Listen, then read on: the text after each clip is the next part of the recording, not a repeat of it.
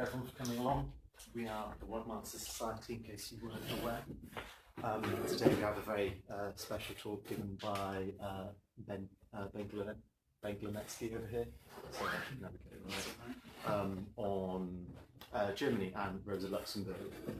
In fact, I believe we have a in here. There very recently, Socialist Appeal published a new book. Here it is. We have a couple of copies, so if you really like the talk and you want to learn some more, we have copies of this book. It's only £15, so if you do find it very interesting, please come afterwards, speak to myself, Callum, Juvan, Ben, and buy a copy.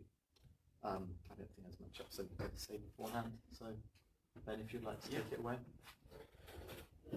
Okay, so as you all know, 100 years ago, the First World War finished. And in fact, just whatever it is, a couple of days ago is when the armistice was signed. That was the centenary of that. The Emperor of Germany abdicated. That was the end of the rule of the Hohenzollern dynasty, which had lasted 400 years, so a massive overturn. The masses were in the streets of Berlin. The headline, the front page of the New York Times was "Revolutionists Seize Berlin," and it's the right. That's all right, no worries.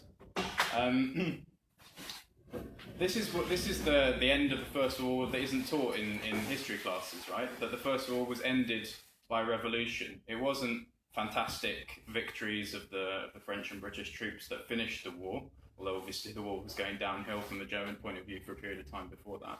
It was the revolution in Germany. It was the masses on the streets, ordinary people, working class people in Germany, who put an end to the slaughter of the First World War. But as well as ending the First World War, this period, 1918, the end of 1918, the beginning of 1919, was the beginning of a massively convulsive, a revolutionary period in Germany, which runs, as this book is Germany 1918 to 1933, runs all the way up basically to the rise of the Nazi Party to power in Germany. That whole period was a period of revolution and counter-revolution. So 1918, as well as being the end of the First World War, was the beginning of enormous revolutionary events. Events which, had they been successful, had they achieved what they set out to achieve, what people like Rosa Luxemburg set out to achieve, which is the overthrow of capitalism in Germany, had they achieved that, the whole course of human history, world history, would have been completely different. Right? You wouldn't have had Hitler, and you also wouldn't have had Stalin, because it was the isolation of the Russian Revolution, its confinement to one country, that led to the degeneration and the rise of Stalinism. So understanding what happened at the beginning of this revolutionary period, and the whole period, obviously we're focusing today on 1918, 1919, but understanding that is really important to understand what could have been, what potentially could have been, what the lessons from that are, why it didn't happen, why what could have been achieved was not achieved, and what we can do today as Marxists, as socialists, as revolutionaries, to make sure that when our moment comes, when our opportunity, when our 1918 comes, we are capable of changing the course of all of human history for the future. Now, as I mentioned, right in the middle of all of these phenomenal revolutionary events of 1918 was this figure, Rosa Luxemburg. Now, she was Polish originally, born in Poland, and began her political activity at the age of 16. She joined a party in Poland called Proletariat. By 18, so prolific was her activity, by the age of 18, she was forced to flee Poland, otherwise she would have been arrested. And she went to Zurich and was very active in the labour movement there. And it was then only at the age of 27 that she went to Germany. And the reason she went to Germany, and she became a German citizen through a marriage of marriage of convenience to another communist in Germany. The reason she went to Germany is because that was the centre at that time of the, are you going to pass me notes? Yeah, sorry. Otherwise I'll get carried away. I'll forget how long I've been talking for. Germany was the centre of the working class movement. Basically, it had the largest, most well organised working class in the whole world, certainly in the whole of Europe.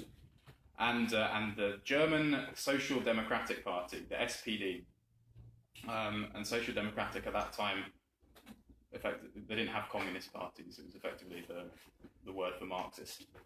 It was extremely powerful. It had historic links with Marx and Engels, and it had an enormous apparatus. It organised hundreds of thousands of workers. It had dozens of daily papers all over the country and this kind of thing. It was a very, very powerful organisation. It was the centre of the revolutionary socialist movement at that time. So Rosa Luxemburg was inexorably drawn towards Germany over a period of time. And when there, she threw herself into the politics, into social democratic politics, into the politics of revolution and Marxism, the politics of the working class, without any kind of limitation at all. This is a 27-year-old woman who threw herself into this kind of stuff. The leaders of the Social Democratic Party at that time were all, I can't remember the exact, there's in one of these books, a biography of Rosa Luxemburg, he describes them as kind of grey bobbing beards. In amongst all these grey bobbing beards, there was this 27-year-old woman who was politically much more astute than many of them, much more capable intellectually and everything else than all these people. And obviously she got a few of their backs up and this sort of thing. They encouraged her actually to focus a little bit more on women's issues. She should write more about women's issues and that sort of thing. Because obviously you've got lots of grey bobbing beards. They don't write a lot about women's issues, as you would imagine. And she did do a little bit of that. But she didn't really go very far down that route because what her attitude was, I'm just as capable of tackling all the main theoretical arguments as anybody else in this party. I don't have to be confined to this particular corner of the revolutionary movement simply because of my gender. I'm capable of tackling all the main theoretical issues, which she did. She wrote a text called The Accumulation of Capital, for example, and lectured on economics a lot. And I'll deal with some of her other important contributions in a moment. But really what I want to focus on at this point is the debates that were taking place in the German social democracy into which she launched herself over the question of kind of revisionism of Marxism, over the question of reform versus revolution. And the reason this was coming up as an issue in Germany at that time is because you'd had a long period of boom. The economy had been doing really, really well in Germany for a period of decades. And as a result, the labour movement, the trade union leaders and the social democratic leaders realised they didn't have to fight. The idea of class struggle actually began to be more and more distant from their lived reality, from their day-to-day reality. They didn't have to fight to make gains, to achieve things for the working class. There was no need to struggle. And actually the leaders of the movement then became more and more divorced from the idea of fighting to win concessions for the working class. And that began to express itself theoretically. There was a theoretician called Bernstein who started to basically revise Marx's ideas. He went as far as to say Marx was out of date. Capitalism has adapted itself in a way that Marx didn't predict and has actually abolished crisis. And now the driving force of history is not what Marx and Engels said, the clash of classes and this sort of thing. Capitalism can just be reformed, basically, and gradually we can reform our way to socialism. And this was kind of summed up when Bernstein said, this is slightly paraphrasing, but he more or less said, the end goal, i.e. of socialism, is nothing. That's not important. The day-to-day struggle, the movement to get there, is everything.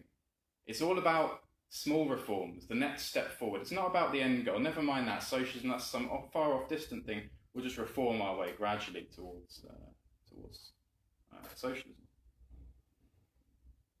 And this wasn't just a phenomenon in Germany, it was a phenomenon elsewhere in France. There was, this kind of stuff was coming to the fore. Anyway, Rosa Luxemburg came down like a ton of bricks on this. She was absolutely uncompromising in her defence of orthodox Marxist ideas. Not in a mechanical way.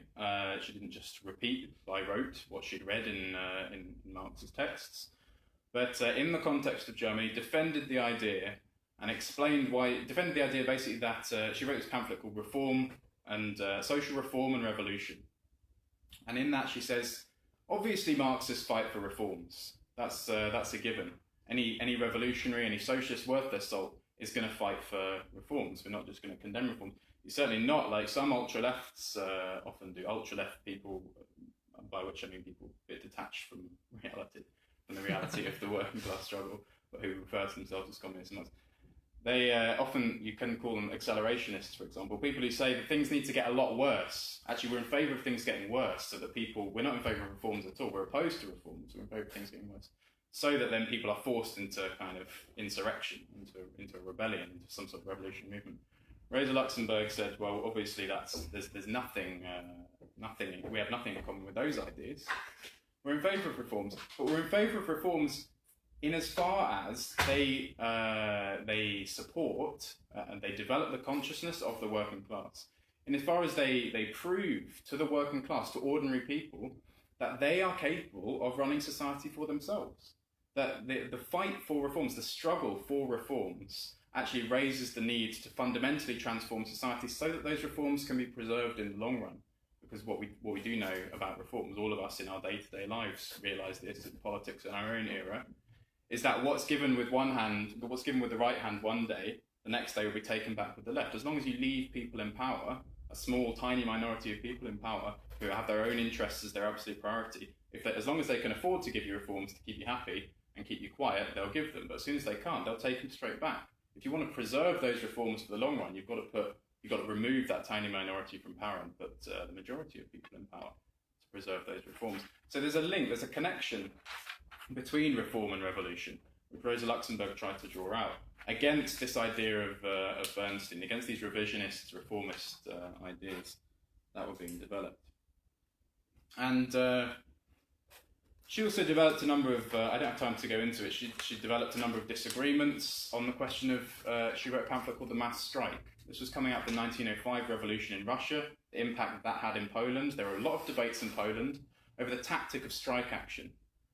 Because there were people in Poland at that time who went too far the other way, who said, we're not interested in strikes, strikes are a waste of time, we're interested in we're revolutionaries, all we want is a revolution, never mind strikes, never mind striking for the 8-hour day or for better working conditions, we want to completely overthrow all of society. And Rosa Luxemburg took them up on this and said, this is in Poland, that's not quite right. She said, the strike is a step toward, it builds the consciousness of the working class, it's a step towards the development of a revolutionary consciousness.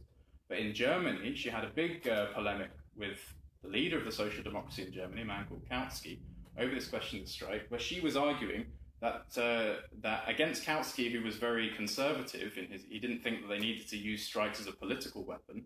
He said, yes, strikes for economic gains is okay, but developing the strike beyond that into a political weapon, we're not in favour of that.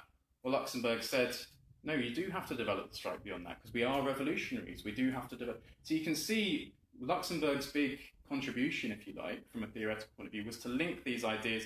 On the one hand, she was fighting against the ultra-lefts, the people who just said, let's just have a revolution, never mind anything else, never mind small gains, small reforms, strikes, this sort of thing. She fought against them, but she also fought against these conservative elements in the German social democracy, who just wanted, who had this idea that you could just reform your way to socialism, that the end goal was nothing, that you just have a strike here and a strike there, but they're not political things, it's just for little incremental reforms. She also fought against that and tried to link the two together. And this was all going on in the late 1890s and early 1900s, these disputes, these polemics in the party, and she was a real towering figure in these arguments, in these debates. And as she began to establish herself and clarify this, she began to draw a small group of people around her, people who agreed with her ideas and this sort of thing. They didn't solidify themselves into a formal organisation, and that is an important point, which I'll come back to. They were just a kind of loose group of co-thinkers. The reason it's important to understand all of this background, is because come 1914 and the outbreak of the First World War, you saw a massive betrayal of the working class by the social democratic leaders in Germany, but not just in Germany, but the betrayal was worse in Germany because it was the largest party. It was the best organised Marxist group, if you like, the best organised social democratic party. And this betrayal took the form of voting in favour of the First World War. It was the culmination, if you like, of this degeneration, this reformist degeneration, where the end goal just becomes about this or that reform, practical politics, so-called. And so in the end, well, if revolution is some far off distant thing and socialism is some far off distant thing, all we can do now, faced with the First World War, is vote in favour of it, alongside the Kaiser, alongside the bourgeois, the industrialists, the capitalists, and so on.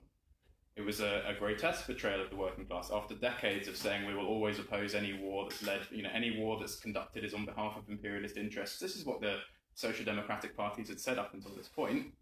And then when they actually come to putting it to the test, they betray all those ideas and vote in favour of sending millions of working class people to their deaths, slaughtering other working class people from different nations.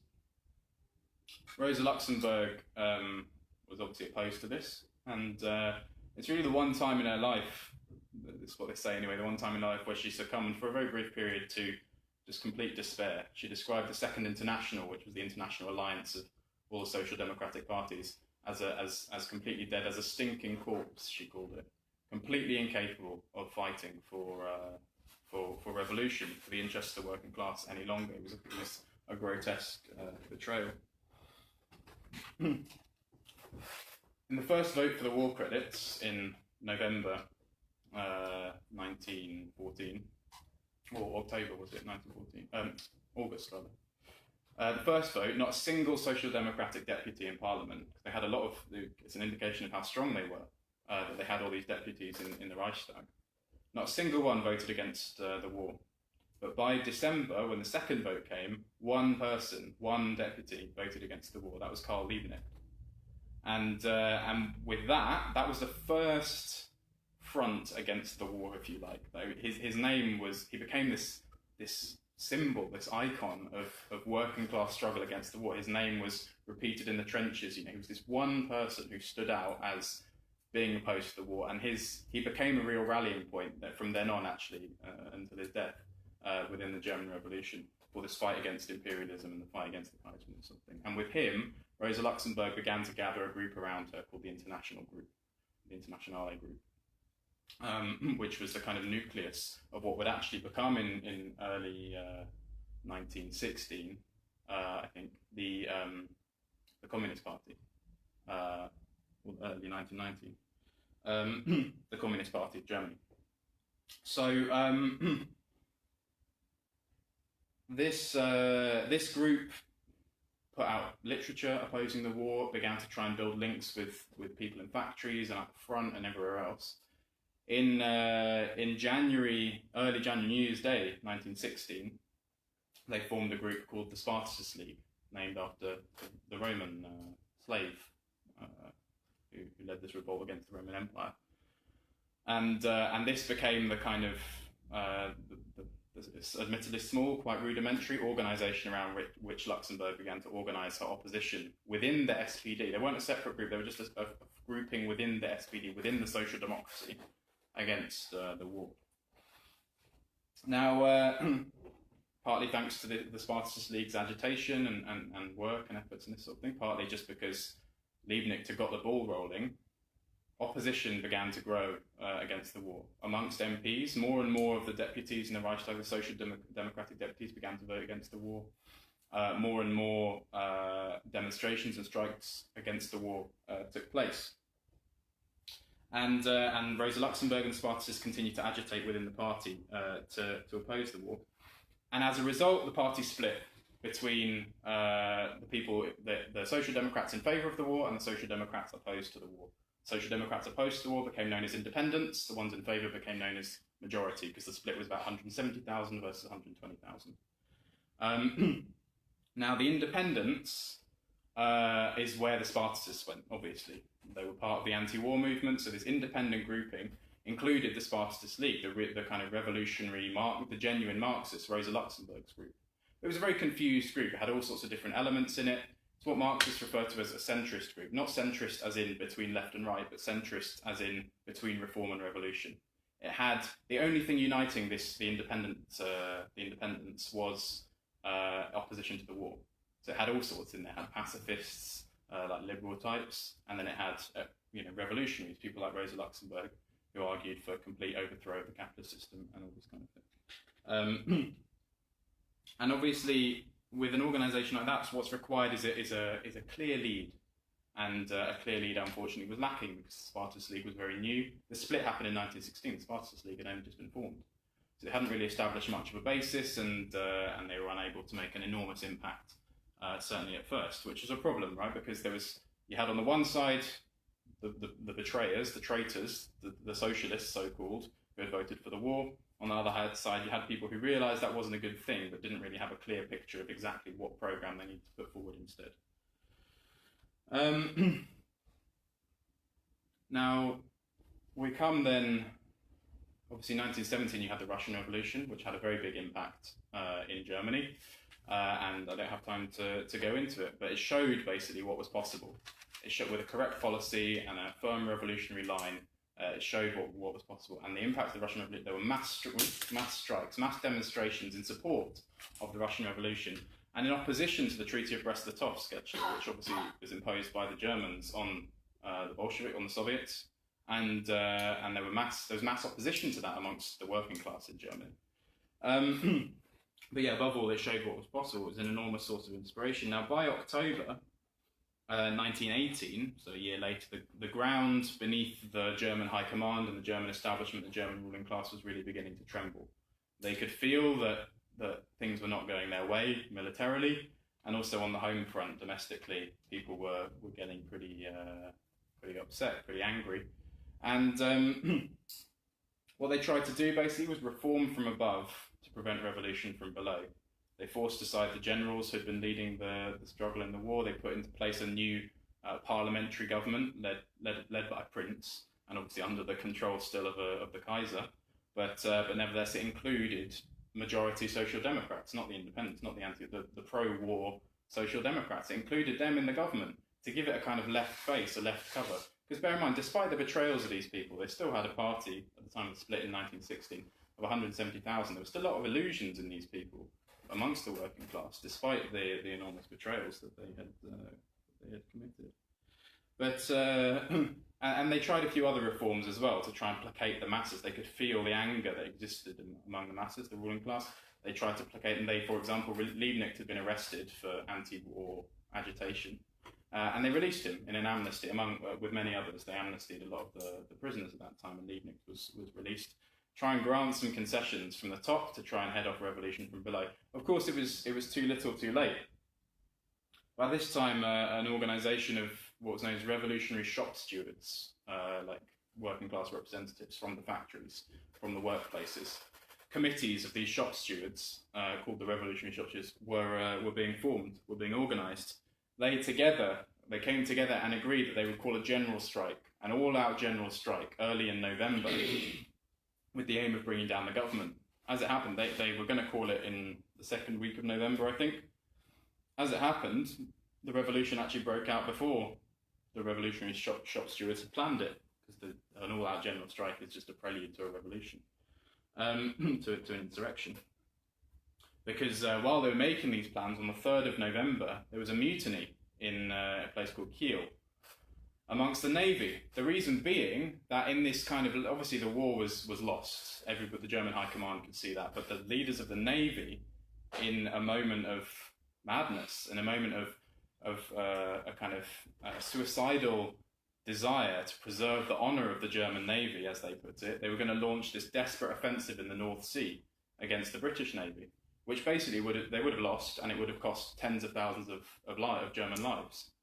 And obviously the German soldiers knew this, and so rather than throw away their lives, they mutinied and threw their officers overboard.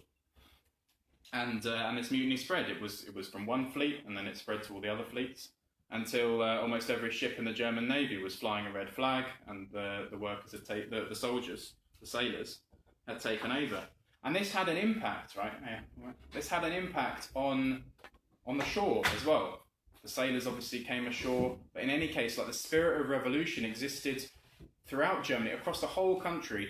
Workers and sailors and soldiers councils were set up, councils that were designed to establish workers' control over the area. They didn't need the central government anymore. We're going to take, just like the sailors threw their officers overboard.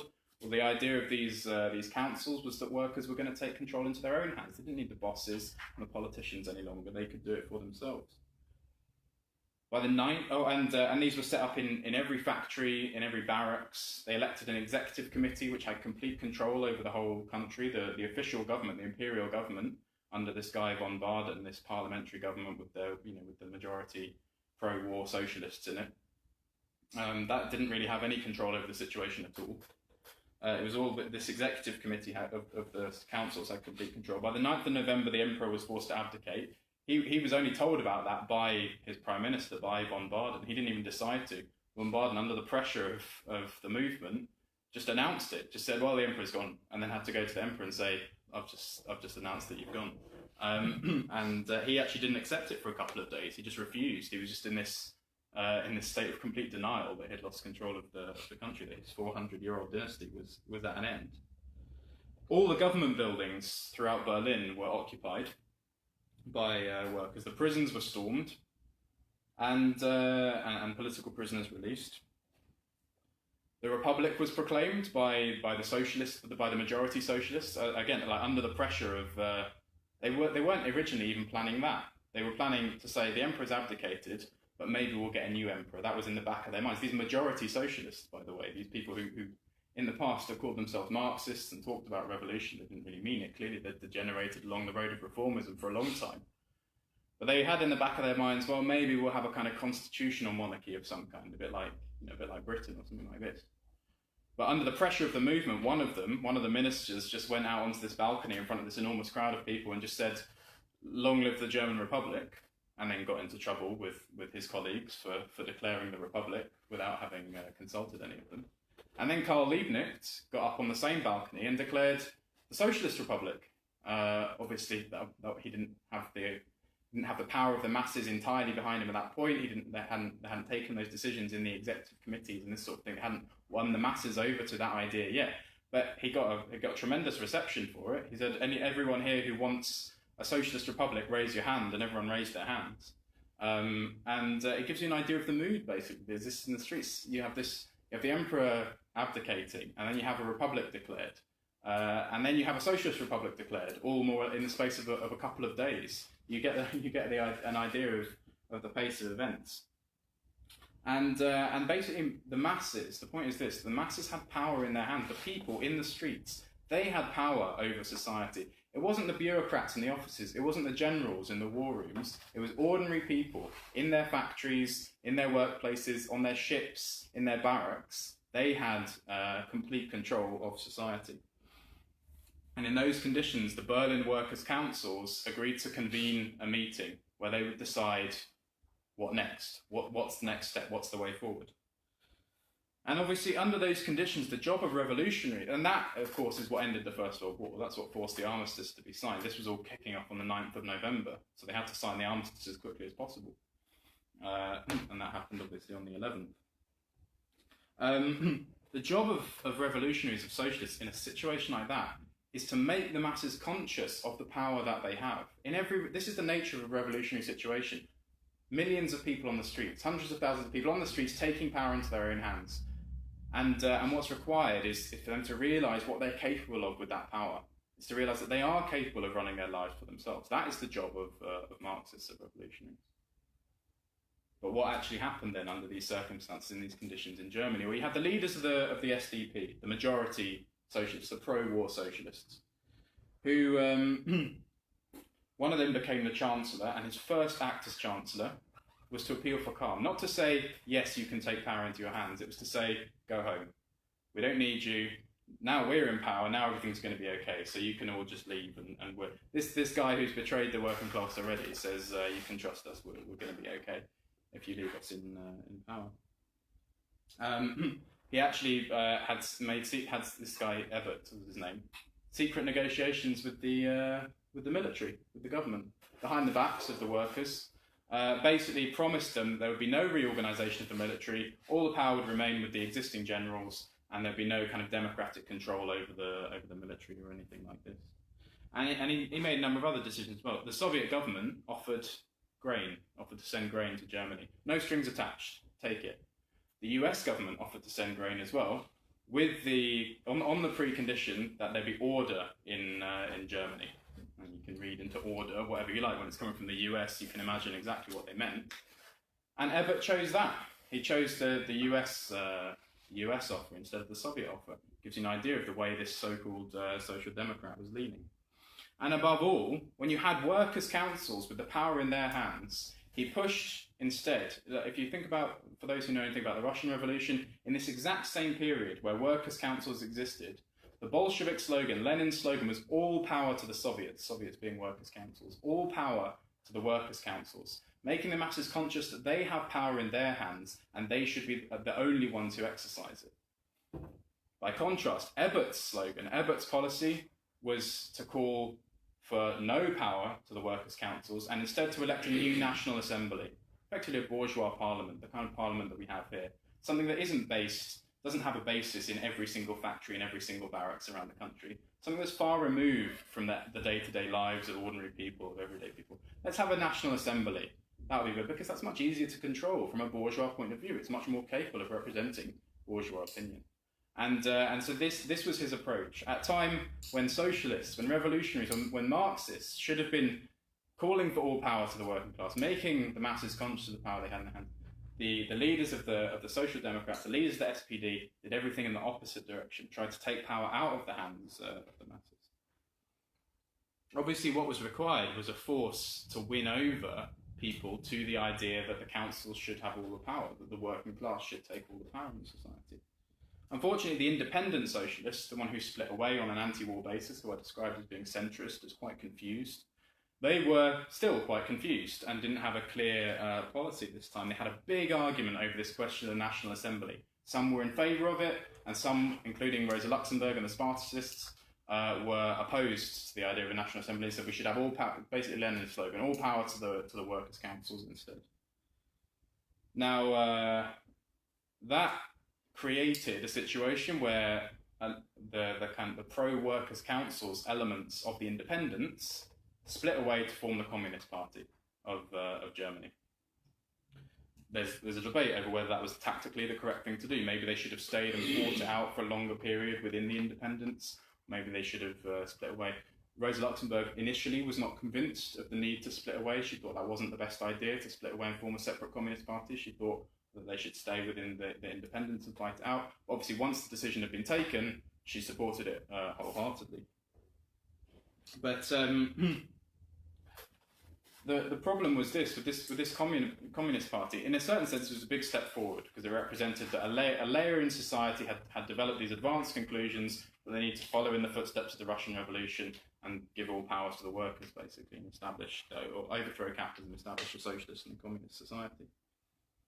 Unfortunately, though, this Communist Party was very new. The Spartacus League, which formed its kind of backbone in the early days, was very rudimentary. It only been formed in 1916. They didn't have a lot of experience, that's the point. Whereas the Bolsheviks in Russia had spent 2 decades making lots of mistakes, basically, in the building of their party. They tried this tactic and it didn't work, and they tried a different tactic, and they learned from all of those, like, we'll try separating ourselves from the main movement and just standing over here with clean hands and a pure program and everything else, and if no one else will accept our program, then we want nothing to do with them. The Bolsheviks tried that, and it proved not to be very useful, because the majority of people just ignored them. They were just standing on the sidelines. So then they tried the tactic of going in to the workers' councils, into the Soviets in Russia, and trying to win people over to their program, and debating out and arguing, and accepting that they were in the minority for a lot of the time, but fighting it out anyway. And in the end, that's how they won the majority in the Soviets, basically, in Russia. They had 2 decades of experience. That's just one example of the tactical questions that the Bolsheviks wrestled with. There were many others. They had 2 decades of experience of that before the revolution came. The Spartacus League and the Communist Party had no experience, basically, of this stuff. Not only that, but their most able leaders, the people with a bit of experience, in particular Rosa Luxemburg and Karl Liebknecht, although he was released from prison a bit earlier, but Rosa Luxemburg was in prison for most of this time. She had no opportunity to train these people, to educate them. She was very limited in what she was able to do from that point of view. And so the first national congress of this Communist Party was extremely ultra-left, extremely detached from reality. They were so angry that everything was moving in the direction of calling a National Assembly and not giving all power to the workers' councils. They said, we're not going to participate at all in the National Assembly elections. We're just not going to bother, because it's not what we wanted. It's not the perfect kind of form of government. It's not transferable power to the working class. And that's a silly mistake to make. It would have been an opportunity. Yes, they're right. All power needs to go to the workers. But you could have run a campaign for the National Assembly elections on that basis, and you could have used that as a platform. They could have used that as a platform to build support for that idea, but they didn't. They just refused to have anything to do with it.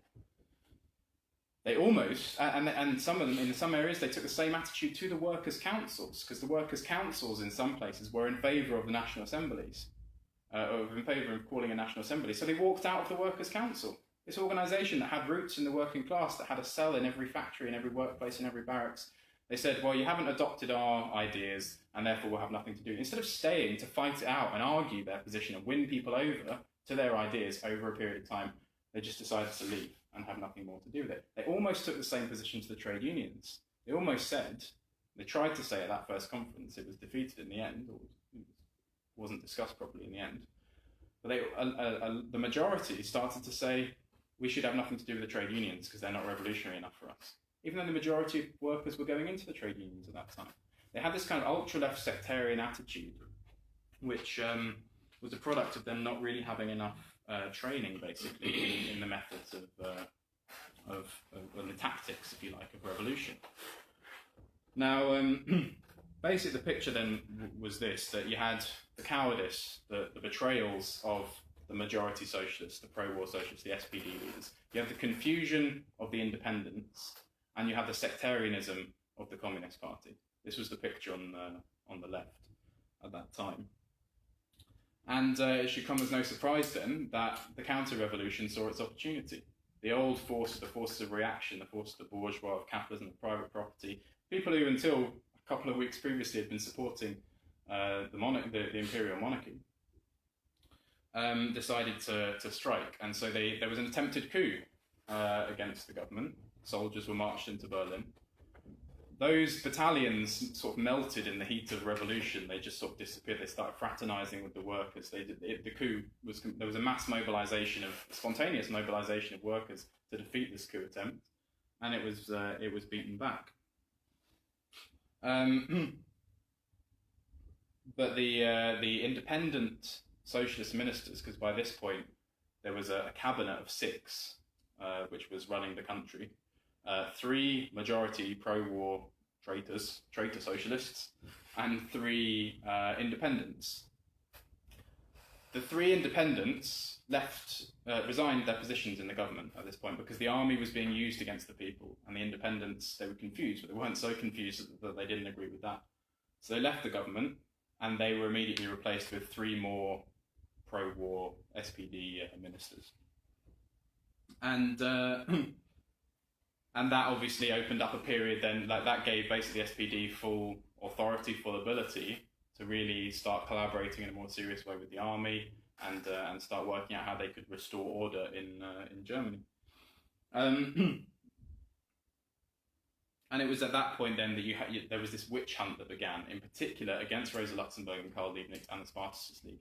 The entire press started pouring all sorts of slanders on Luxemburg and Liebknecht, blaming them for everything, blaming them for the loss of the war, blaming them for the punishing armistice deal that was signed. It's all the Spartacists' fault, basically. Posters went up, rewards for the murder of Liebknecht were issued, and this kind of thing. And under these conditions, then the basis was being laid for a final reckoning. That's what they were aiming for, the ruling class. And so the military planned the provocation, which was carried out through the dismissal of a police chief who was a member of the Independent Socialists in Berlin. He was a kind of left-wing figure.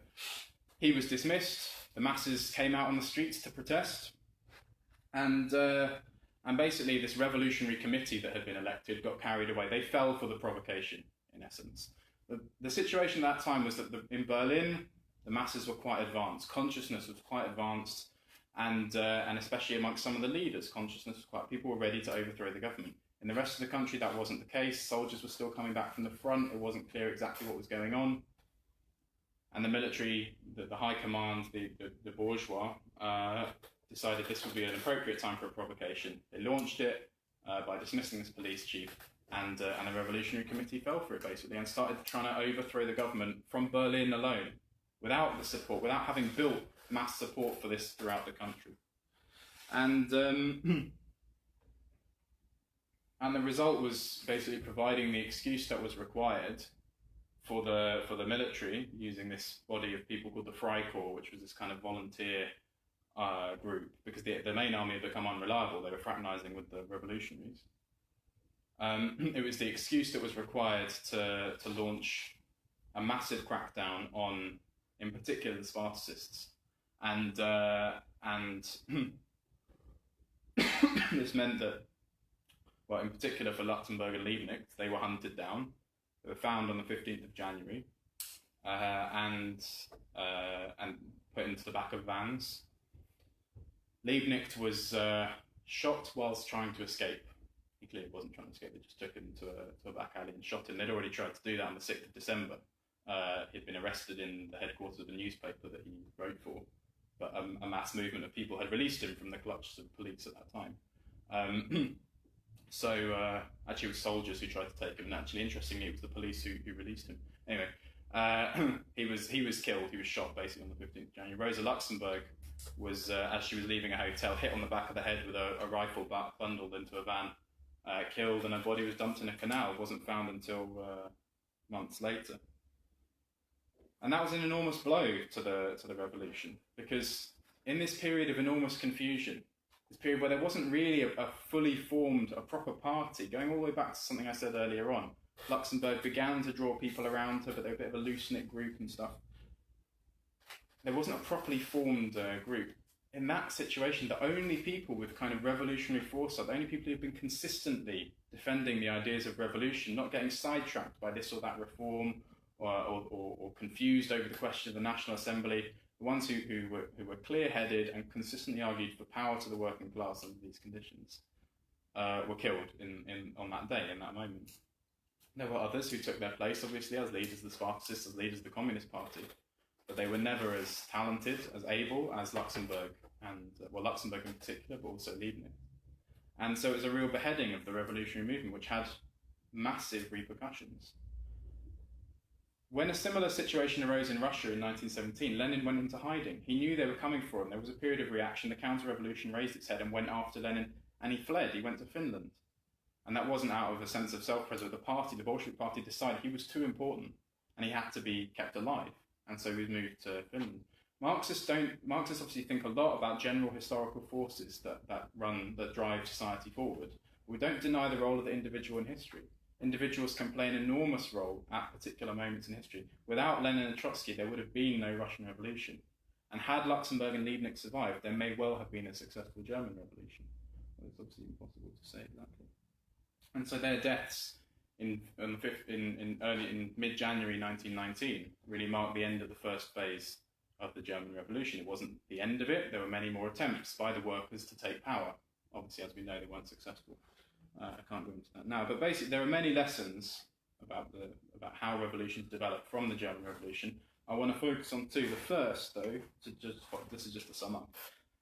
The first is the necessity of that kind of clear-headed, far-sighted revolutionary party, a revolutionary leadership that can, in the stresses and storms of a revolutionary situation. What I've just described took place in a matter of months, in a matter of like 3 months, and it came after 4 years, like 4 years previously. 4 years is not a long time. It's the lifespan it's less than the lifespan of a government in this country, which is in office for 5 years, obviously, of a parliament. In 4 years, it had gone from this reactionary, like black reaction, basically, not a single voice speaking up against the war. People who had spent decades promising that they would never vote in favour of the war, all betrayed at the same time.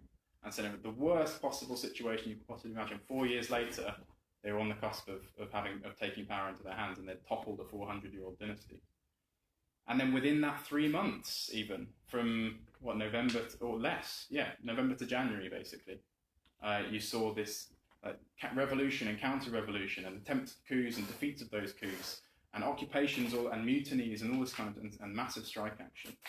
The pace of which those events take place requires an organisation, a party that is capable of keeping its head, keeping calm, and working out at each step, day to day, exactly what is required for the next step. How are we going to develop this forward? How are we going to take the next steps in this revolutionary movement? And the second so the first lesson is the necessity of something like that in a revolutionary situation. And the second lesson is that from these events is that you cannot improvise that in the moment. That was the tragedy, I suppose, of the German Revolution, that the Spartacus group was only formed at the beginning of 1960. The Communist Party was only formed at the very end of 1918. They hadn't prepared in advance. The Bolsheviks spent 2 decades preparing, and they were able to, and it was close, to be honest, in Russia. They made all sorts of mistakes in the heat of the revolution in 1917. And they almost didn't, but for Lenin's intervention, they almost took the wrong position. That was after 2 decades of experience.